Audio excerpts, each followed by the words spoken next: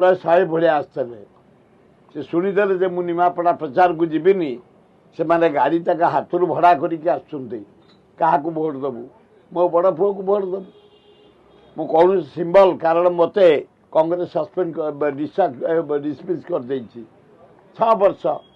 ମୁଁ ଏଇନା ଇଣ୍ଡିପେଣ୍ଡେଣ୍ଟ, ମୋ ଇଚ୍ଛା ଯାହା ପାଇଁ ପ୍ରଚାର କରିବି। ମୋ ସାନ ପୁଅ ପାଇଁ ପୁରା ଏଇ ଯେଉଁ ଖରା ମୋର ଖାତିର ନାହିଁ। ବେଗୁନିଆ, ବୋଲଗଡ଼, ଟାଙ୍ଗୀ, ଆମର ଖୋର୍ଦ୍ଧା, ଉତ୍ତର, ମଧ୍ୟମ, ଏକାମ୍ର, ଜୟଦେବ। ମୁଁ ଏଇନା ଜୟଦେବପୁର ଆଉ 4ଟା ପ୍ରୋଗ୍ରାମ ଛାଡ଼ିଛି। ସବୁ ପୂର୍ଣ୍ଣାହୁତି, ଆଜି ସବୁ ଯଜ୍ଞ ପୂର୍ଣ୍ଣାହୁତି। ଏଇନା ଏଇଠୁ ବାହାରିଲି